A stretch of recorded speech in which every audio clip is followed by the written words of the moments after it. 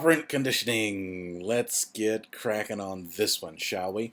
This is building off of the principles that we talked about in classical conditioning. We have some different researchers attached to these ideas of operant conditioning that I'll talk about here in just a minute. But it was definitely named in response to or growing out of classical conditioning, where the researchers wanted to make the distinction between a type of associative learning that had already been discussed and discovered that Pavlov had worked on with classical conditioning, and then talk about a slightly different type of associative learning that was discovered a little bit later on, which we call operant conditioning. Now, I do have a couple of YouTube videos with this one. I strongly recommend you watch the first one. Typing that in may be a bit of a hassle. If you just Google Big Bang Theory operant conditioning, it'll take you to the clip that I'm looking for. It's like 4 or 5 minutes long. It's very funny and also does a pretty good job of explaining and putting to use at least some of the principles that we're talking about here. So pause this, go watch that, and then come back. All right. Now, if you've watched that, you'll see that you've got humans using operant conditioning on each other, or at least one human using operant conditioning on his roommate and his roommate's girlfriend, where he is trying to reinforce behavior that he wants to have happen and discourage or punish behavior that he would like to have go away, right? And I do want to call out that if you watch that video, they did use one term incorrectly, and I'll come back to that when we talk about that term here in just a minute. Okay, so how did we get to operant conditioning? Well, as opposed to getting to it through Sheldon, as funny as that may be, let's start where we started, which was with Edward Thorndike. A lot of these behavioral scientists are sort of odd ducks if you think about it. They're forever building little mazes and cages and traps for animals, and you start to wonder what's going on with them. Nevertheless, Edward Thorndike, for whatever reason, decided to build a little cage for his cat, but it wasn't any old cage that you just put them in to sleep in. I don't know, do you even put cats in cages to sleep? Maybe you do. I'm a dog person. At any rate, he built this contraption where the cat could see out of the box, obviously, as you can see here. But there was a lever inside the box that the cat could press that would open a door. Now, what he did, and I mean, he didn't do this just to torture the cat. There was some scientific interest here. What he did was put the cat in the box and put a bowl of food right outside the box. So the cat could see the food, couldn't get to the food. Now, I don't know if you know this about cats, but they don't really use doorknobs and levers that much. Like, that's, no thumbs. So the cat wandered around the box, meowing, trying to get to the food, trying to reach through the bars to get to it, unable to get to it. And eventually, just in the process of wandering around this box, stepped on the lever, the door opened, and then the cat was able to get out and get the food. When he did this in subsequent times with the same cat, it took way less time for the cat to step on the lever than it had the first few times. And you can see here this graph of the amount of time it takes for the cat to exit the box. I'm not sure what was happening there on trial 12 or so. The cat went to sleep, I don't know. At any rate, you can see that over time, there is a decrease in the amount of time that it takes the cat to leave the box. Now, the principle that Edward Thorndike came up with, which he called the law of effect, was that any behavior that is followed by a positive outcome is likely to be repeated. Any behavior that is followed by a negative outcome is less likely to be repeated. And so over time, you get behaviors either happening a lot because something good is happening afterwards, or behaviors happening not at all and going away entirely because something bad keeps happening afterwards. So building off of that law of effect, you had guys like B.F. Skinner and John Watson who coined the term behaviorism. B.F. Skinner was another one of these guys who was working with rats and pigeons and animals to see how they learned. And so he sort of took that law of effect and codified it into the principles of what he then coined operant conditioning, which is the idea that we can change behavior in organisms, whether we're talking about cats or birds or humans, by affecting the consequences that follow after those actions, right? And so he named it operant conditioning because he wanted to distinguish it from classical conditioning, because the animal is operating on their environment. It is a choice that the creature is making. Now, is it a choice in the same way that humans make choices? I don't exactly know when we're talking about cats and dogs and birds, but definitely we learn to associate behaviors with their outcomes. And so classical conditioning then is the association between one stimulus and another stimulus, right? Operant conditioning is the association between a behavior and its outcome. So you're dealing with slightly different scenarios here, and operant conditioning ends up being the more powerful in terms of behavior modification in the end, because we can, as humans, actually think about things and try to get them to happen. That is really most of what we do day in and day out, is chasing those moments of feel good and figuring out how to make them happen more frequently. And so if you're the person in charge of the environment, you can actually control the behavior of an individual or an animal by controlling whether they get rewarded or punished for a particular behavior. So the principles of operant conditioning then are that behaviors that get rewarded are more likely to happen. Behaviors that get punished are less likely to happen. And there's a few different ways in which you can do this. You can do this in a positive way or a negative way. Now, please be aware, when I'm talking about positive and negative when it comes to operant conditioning, I'm not talking about positive being good and negative being bad. That's not what those words mean here. Positive means you are adding something to the environment. Negative means you are taking something away from the environment. Okay? So if you can cross both of these principles in either way. You can have positive reinforcement, you can have negative reinforcement. Positive punishment, negative punishment. So let's try and think about what each of those might be. With positive reinforcement, I am trying to make the behavior occur more frequently, and I'm going to do so by adding something to the environment. What might that look like in a real-world human scenario? Well, I want my kids to do their chores, so I give them an allowance when they do their chores, right? I am adding something to the environment in order to get that behavior to happen more frequently. They like money, they like to be able to buy things, and then so I give them something that allows them to buy things, and then hopefully they do their chores more frequently. Now, let's talk about negative reinforcement. With negative reinforcement, I am taking something away from the environment in order to get the behavior to happen more frequently.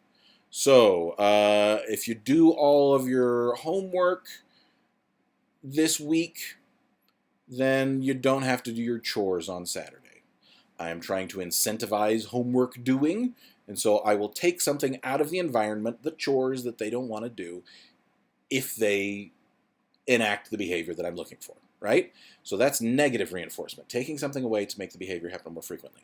Now, punishment is anything that is designed to reduce the occurrence of behavior. So if I want that behavior to go away, and I add something to the environment, that's positive punishment. So looking back to that Big Bang Theory clip, Sheldon was trying to discourage Leonard from disagreeing with him by spraying him with water, right? He didn't like what he was doing, therefore he added something unpleasant to the environment to make that happen less, right? Negative punishment would be taking something away from the environment in order to make that behavior happen less. I don't like how my kids are fighting with each other, so I am going to take away their phones for the rest of the day, right? Um, I am removing something from the environment in order to get that behavior to happen less. Now, you'll notice if you think back on that clip, there was a term, one of these terms, that Leonard used incorrectly. They were talking about, if I remember right, changing the way that Penny talks or her high-pitched laugh, right? He says, if I use positive reinforcement, I can train that out of her in a week. And Leonard says, no. Well, if you let me use negative reinforcement, I can get it done by the end of the night. He says, absolutely not. Oh, we're talking just about mild electrical shocks, no tissue damage whatsoever. Now, hang on, that's not quite right. He says negative reinforcement, but then the example that he gives is not negative reinforcement, because negative reinforcement would be encouraging the behavior, not trying to lessen it, right? By taking something away. What he's describing, adding electrical shocks to get her to stop doing her high-pitched laugh, that is definitely positive punishment, right? You're adding something unpleasant to the environment to get to the behavior to happen less. Okay, so just be aware that term did get used incorrectly, but overall it's a very good description of operant conditioning, and it's fun. Okay, some other examples here just of each of the 4 types. Positive reinforcement. I honestly don't love the examples here in these slides, but let's just roll with them. Positive reinforcement. You put your coins into a vending machine and you get a bag of chips. You are then likely to do that again because chips are good. It's a little weird, but okay. I guess that if you put your coins into the machine and you didn't get chips, you wouldn't use it again. So, all right, fine. Negative reinforcement. This one's funny. You hate the date that you're on, so you say you have a headache, and so then you get to leave. Because that works, and it relieves the unpleasant stimulus of the bad date. You are therefore likely to plead headache again in the future when on a bad date, right? That is taking something unpleasant out of the environment and that makes the behavior happen more frequently. Again, a little bit of a weird example, but okay. Positive punishment, spraying your cat with a water bottle when they scratch the furniture. Sure, yeah, that one's good. And then negative punishment is taking something away, right? Taking your kid's phone away, or turning off the Wi-Fi, or not letting them go out with friends that weekend. You'll notice a lot of the examples I am using is in the context of parents and kids. Parents have been using operant conditioning since day one. And not that it didn't... Operant conditioning existed before Skinner came up with the name for it. He just made it a little bit more obvious and sort of made an easy to understand flow chart out of it, right? Because parents have been trying to get their kids to stop doing annoying things by punishing them since time immemorial, and trying to get them to do good things by rewarding them for equally as long. These are principles of human behavior.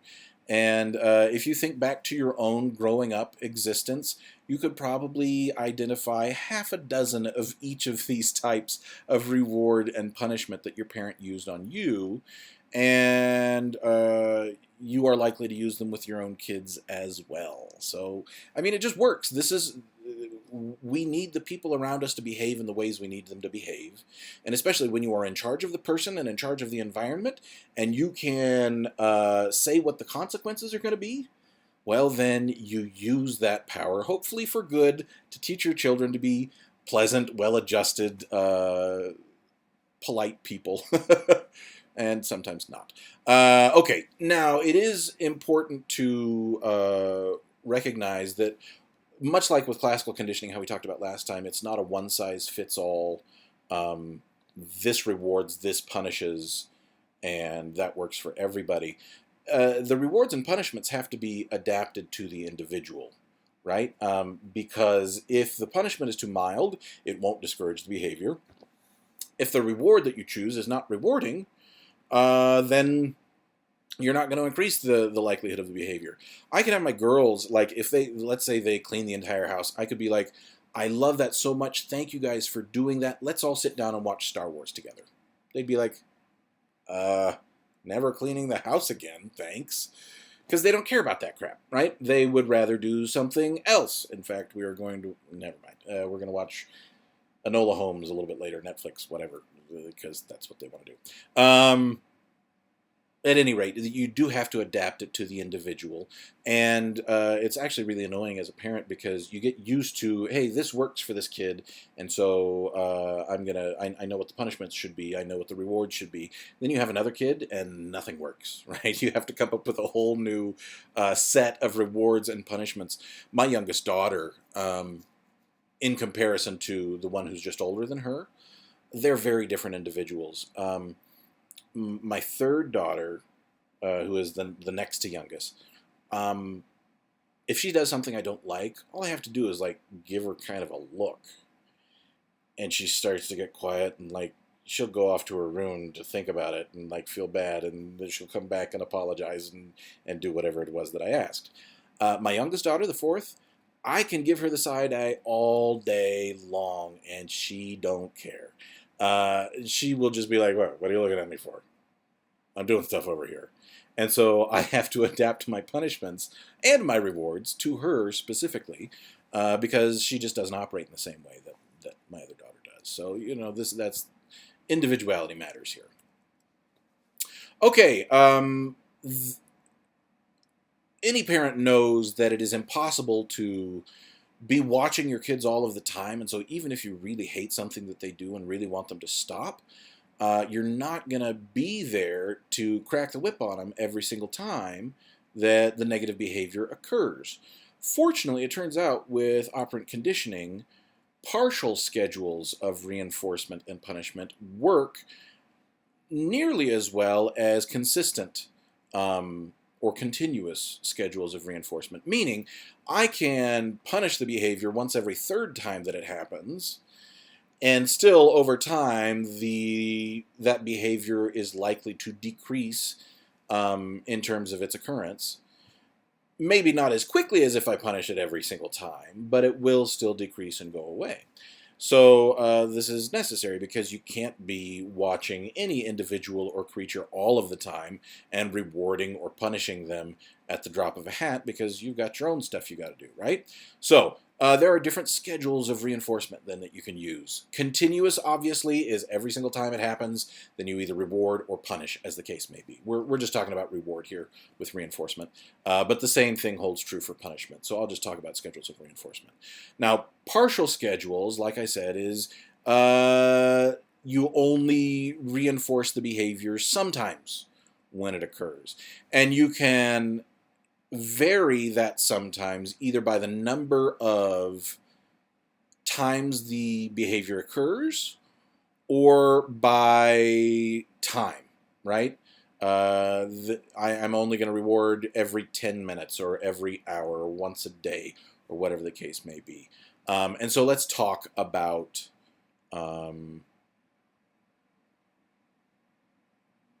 those. And I forgot to talk about fixed or variable. You'll see them on the next slides here. Okay, so you can vary either the number of times the behavior has to occur in order to get rewarded. And if you're doing that way, you're talking about a ratio schedule. It's the ratio of times that behavior occurs.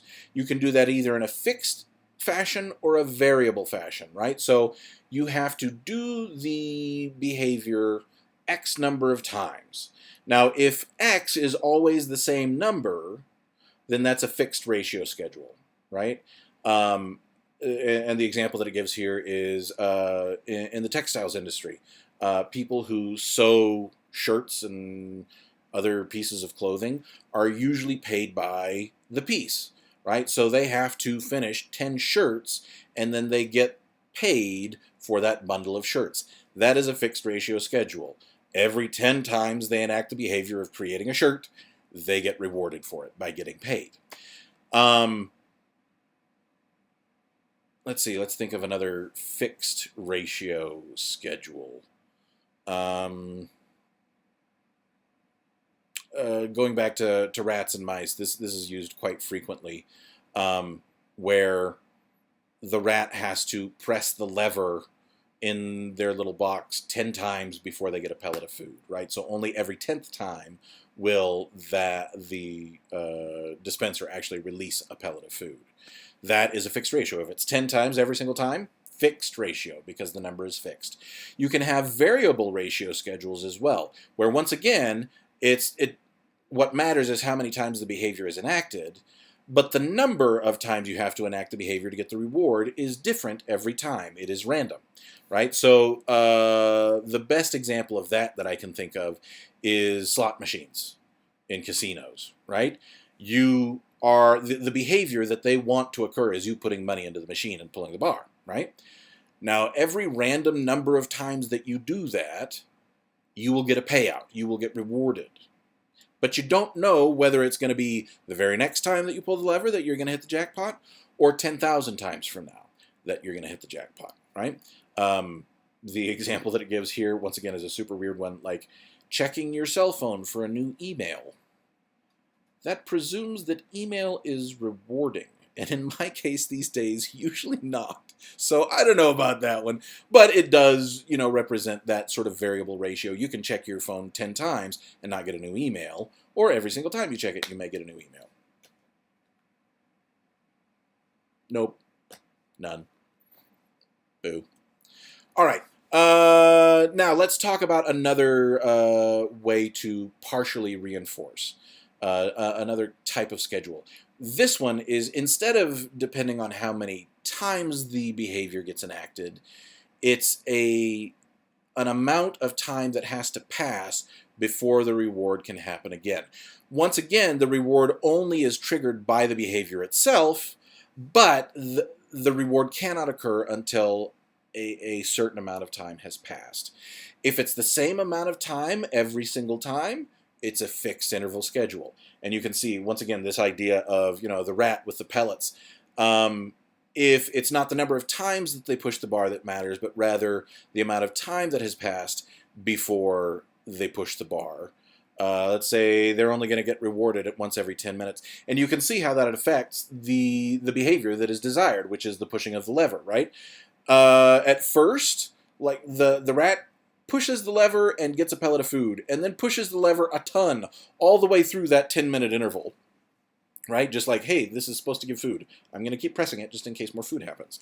And then 10 minutes later, another pellet drops, and they get another pellet. And once again, they push the lever for most of the time. More food. And then eventually they're like, oh, wait, it's not happening. So how about I wait for a little while, and then I'll push the lever again. And over just an hour, less than 2 hours, you can see the rat really starts to zero in on how frequently they're likely to get fed, and they only push the bar right before the time is up.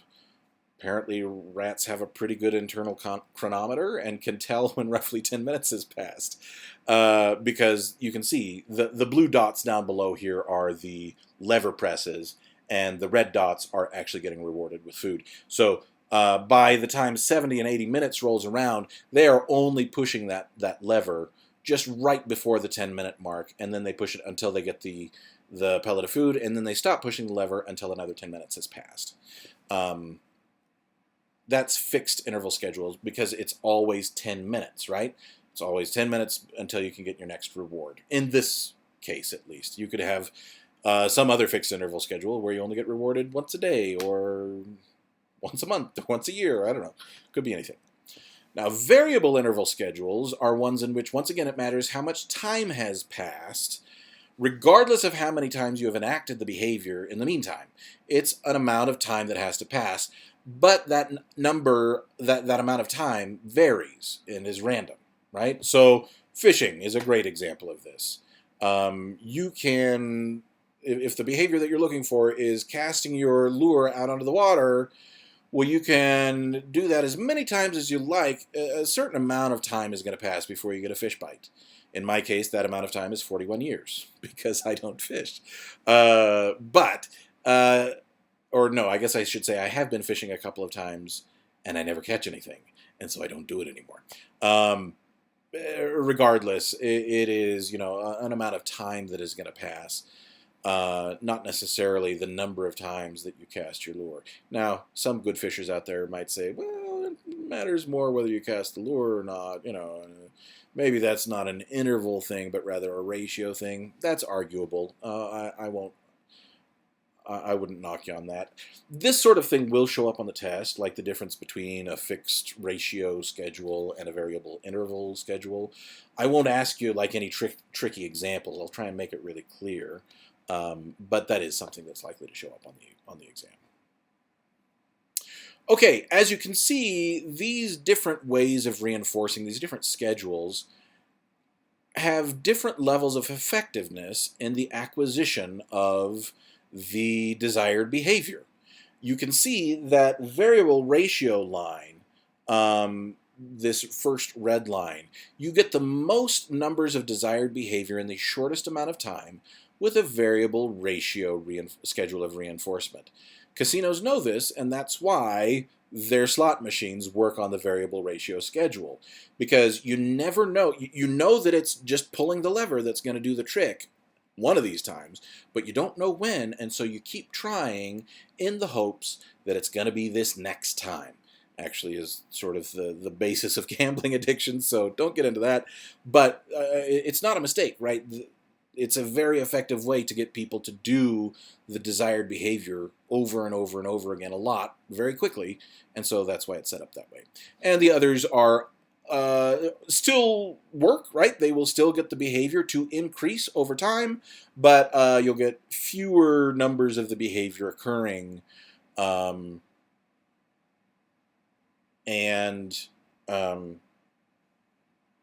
it takes a little bit longer to acquire the behavior, right? You can see the fixed ratio schedule. You have this funny sort of stair-step pattern where the behavior is enacted and the person sort of cues in really quickly to the number of times they need to enact the behavior. Once they get the reward, they are likely then to slack off.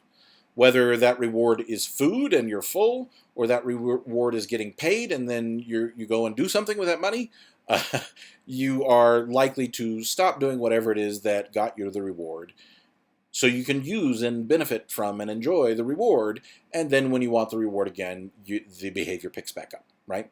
Variable interval schedule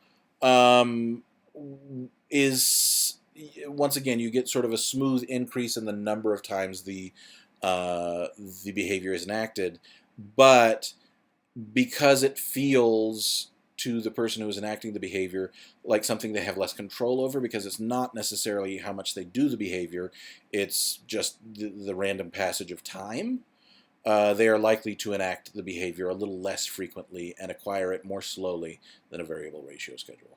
And then fixed interval, once again, much like with the rat pressing the lever, if it knows a certain amount of time has to pass before it can get rewarded again, then it's only going to enact the behavior when a reward is available, right? And otherwise, it's going to figure out real quickly, it's not useful to do this behavior right now. And so, once again, you get this sort of stair-step scoop pattern in terms of the number of behaviors enacted.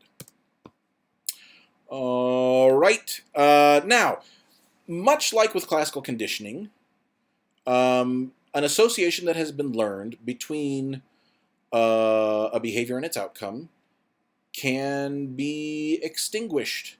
Or I guess I should say, forget what I just said right there. Roll us back 20 seconds. In operant conditioning, when we're talking about extinction, we're talking about a behavior that no longer occurs because it is not being reinforced, right? Now, we've talked so far about behaviors going away because we punish them, and that does work, but the principle of the thing states that anything that isn't reinforced, there's no reason to repeat the behavior either, right? So I think about when my oldest daughters were very young, and we would go shopping, and one of my daughters was infamous for throwing tantrums when it came to walking through the mall and seeing clothes and wanting them and being told no, and then pitching the worst tantrums you've ever seen in your life. Very much like this, except she was a little older than this kid is here, where she would literally lay down on the floor and scream and kick her heels Utterly embarrassing. Anyways, the thing is that whenever I was out shopping with them, I would say, no, we can't reinforce this kind of behavior. We can't buy her that dress right now because she's freaking out. And that means, if we buy her the dress now, she's just learning that she can freak out to get whatever she wants. Let's not do that. That makes bad people. And so when I was around, that's what happened. But I usually wasn't around when shopping occurred, and my wife is very much the kind of person who is just like, the kids want something, okay, just give it to them, right? She's a wonderful, wonderful person, and I agree with her more in that now than I ever did when we were younger. The fact of the matter is, though, that because when I wasn't around and the tantrums occurred, my daughter got what she wanted, she was continuing to be reinforced in that negative behavior, that unpleasant behavior, even though I was doing my level best to try to create extinction in the tantrum behavior. Finally, she did grow out of it, thankfully, and then we had more kids and they did it too. At any rate, that's extinction when we're talking about operant conditioning. If you just don't reinforce something, that behavior should go away. Now, what's difficult is figuring out what exactly is reinforcing the child, right? Because it could be that, again, let's just talk about tantrums. What is rewarding to them? Is it getting what they want? Or is it inconveniencing mom and dad and seeing them get upset, right? If that's what's actually reinforcing the child, then just the drama of the moment and seeing mom and dad being embarrassed in front of other adults, that's going to make sure that the tantrum keeps occurring, right? And so you really have to dial in with each individual kid. What is it that they want? What is it that they are getting out of this interaction?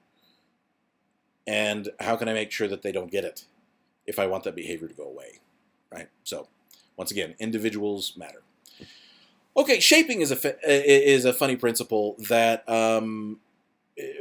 is, again, as we studied more, as researchers studied more about operant conditioning, we sort of figured out some of the boundary conditions of it.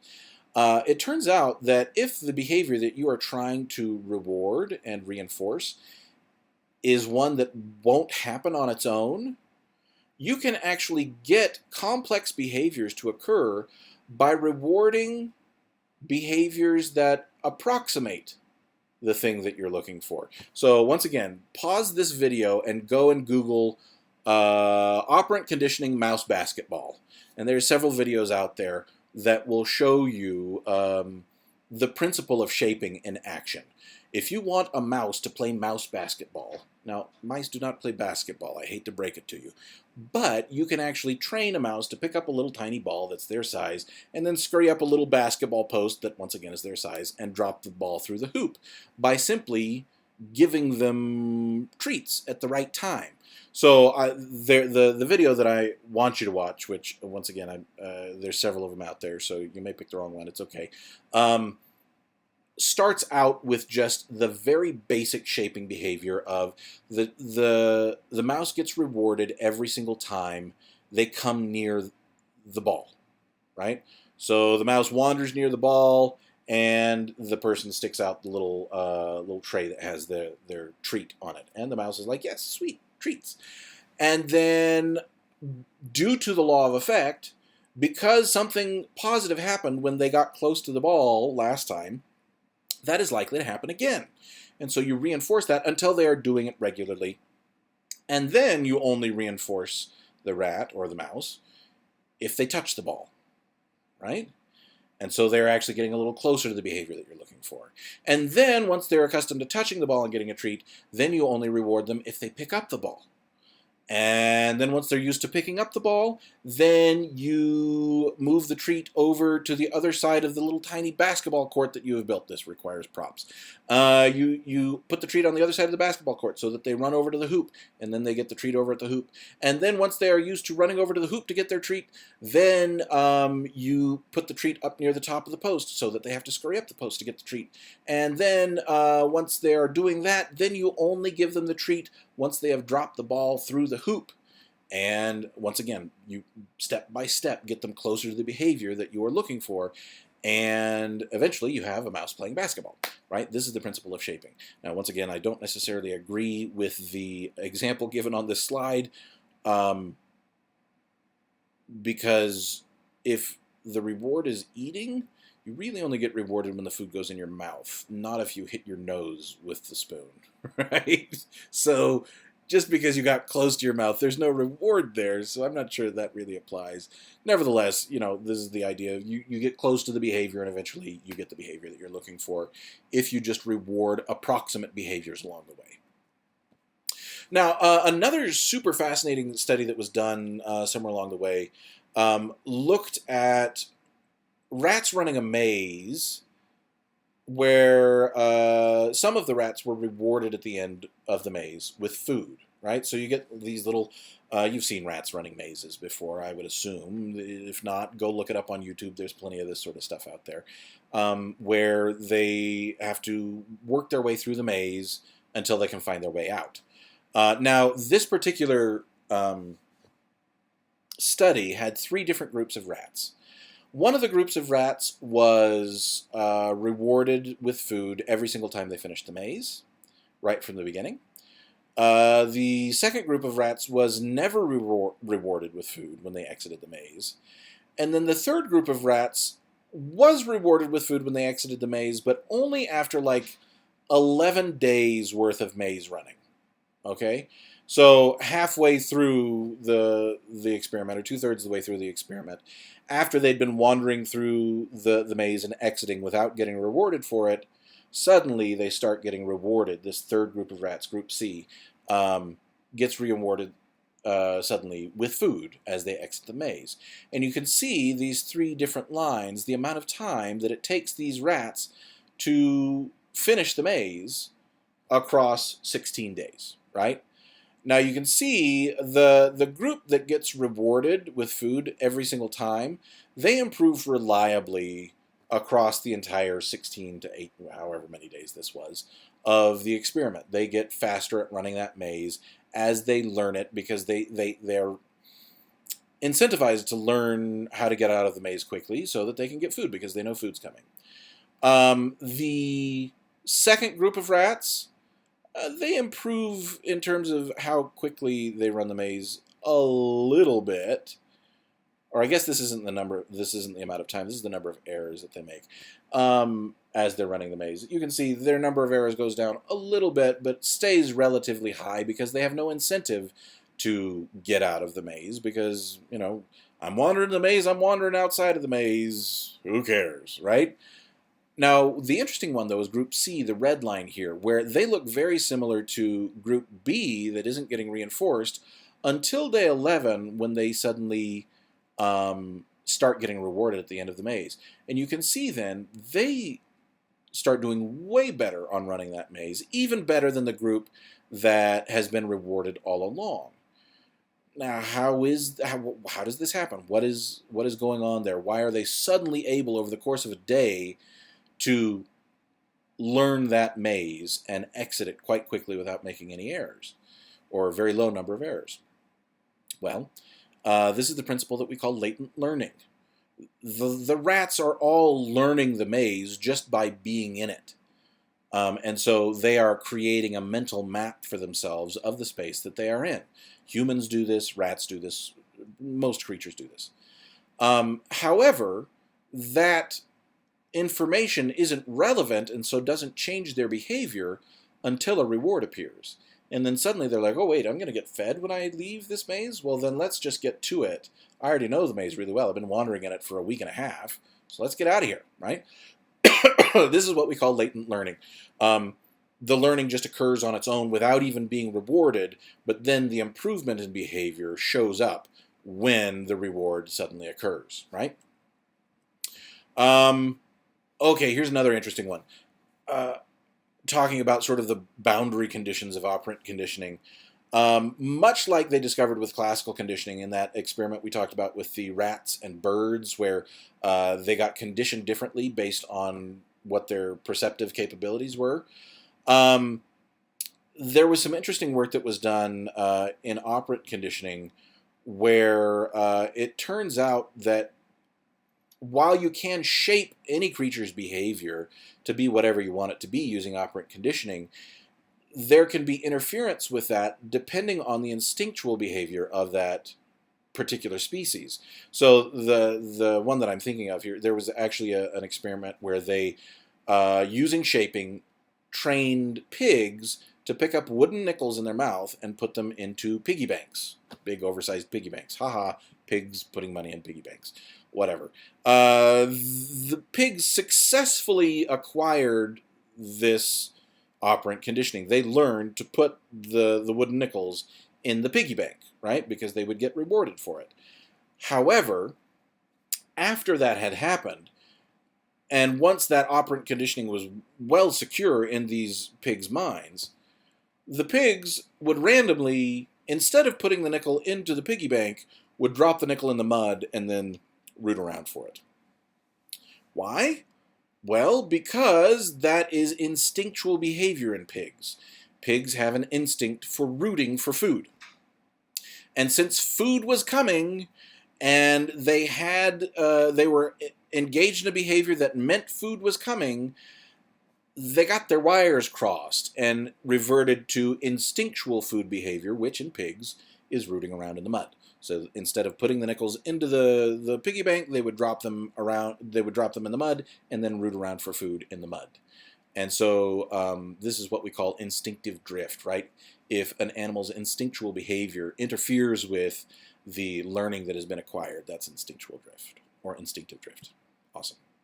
Now, this is all well and good and sort of fun stuff, but how do we use it for real people? Well, as we've talked about, parenting is like 80% operant conditioning, honestly.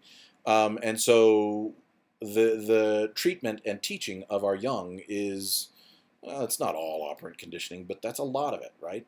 Other ways in which that shows up in more therapeutic situations,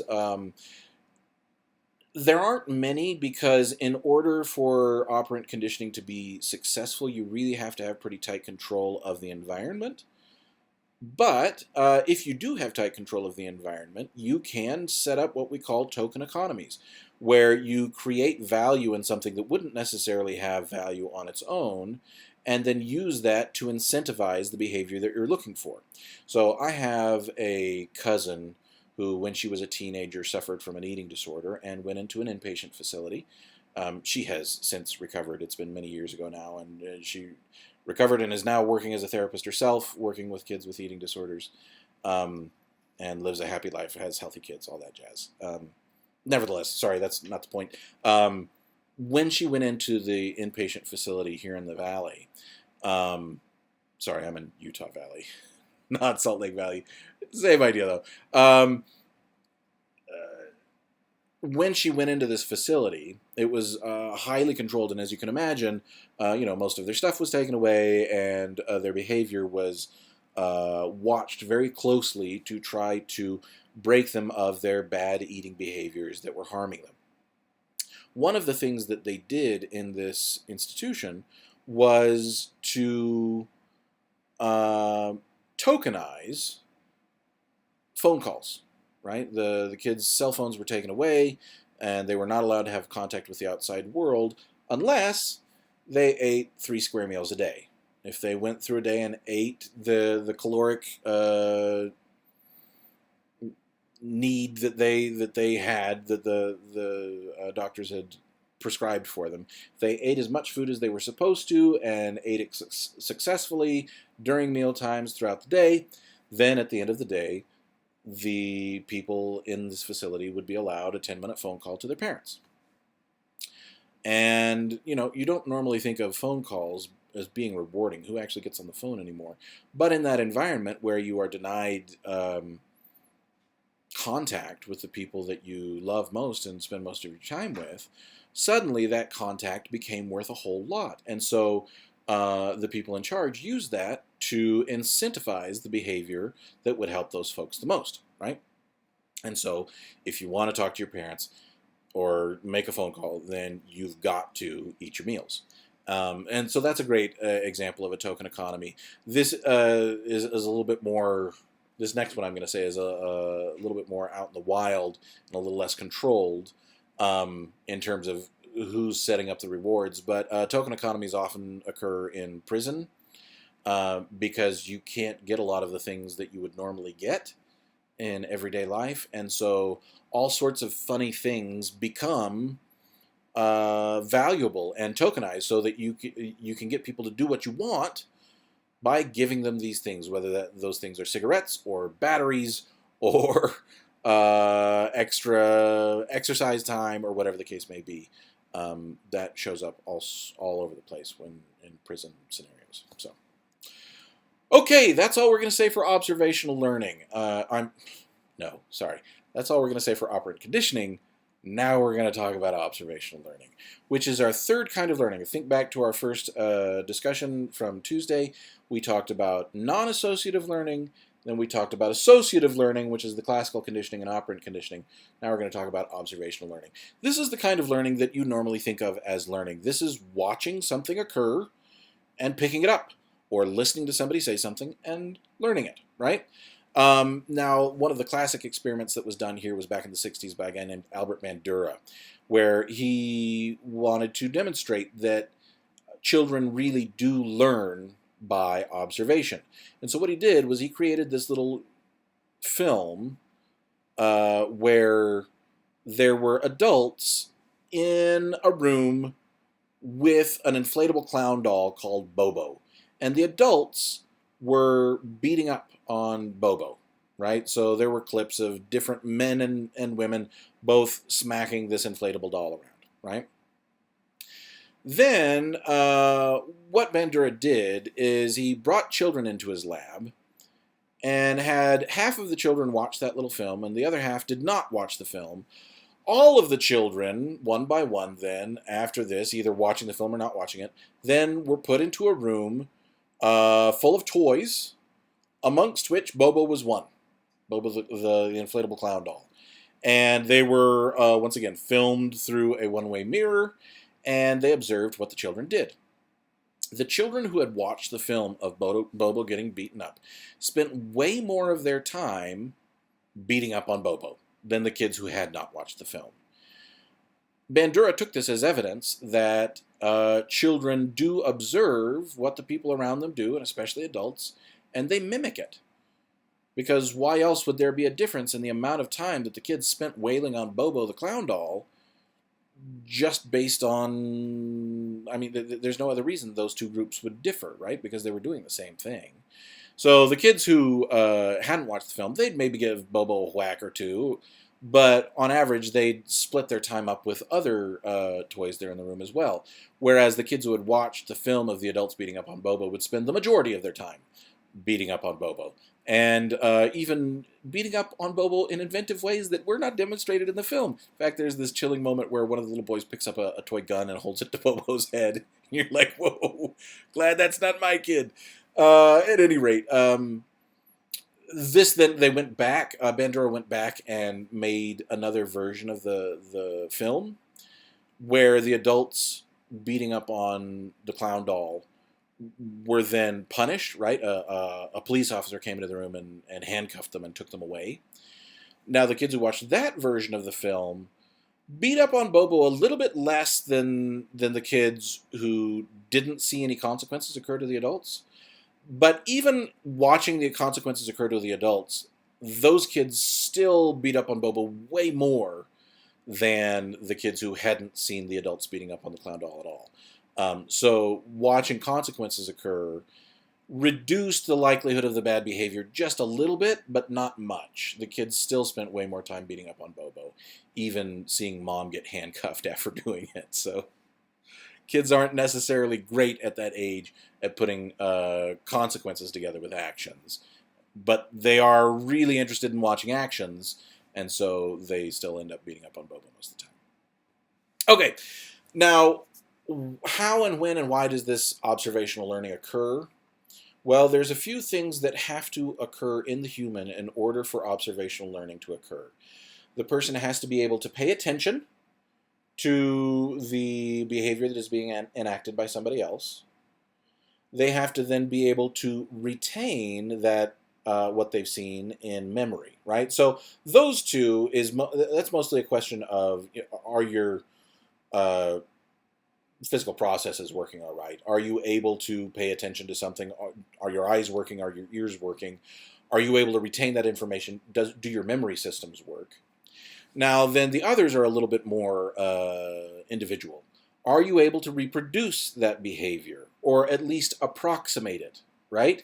So, do you actually have the physical capability to do the thing that you are watching? So, if you are watching as a little kid, I don't know, watching a video of people jumping out of airplanes and parachuting down, you are unlikely to try to mimic or reenact that behavior because you don't have the proper equipment. You can't get up in a plane, most kids. You certainly don't have a parachute, and so you're not going to be able to do that thing. You lack the equipment, right? But things that are done by the human body, at least, you can still learn observationally, even if you don't necessarily have the physical skill to enact what is being done, because you can still approximate the behavior, right? Think of kids watching karate movies and then wailing on each other. They don't know karate. They don't have the skill. They don't have the specificity in the movement of their limbs, but they're still going to try anyways, and they're probably going to end up with bloody noses. And then last but not least, the child has to have motivation to reproduce the behavior, right? If they don't care about what they're watching, then they won't try to reproduce it. Or if what they're watching turns out badly for the individual, they may have less desire to reproduce that behavior.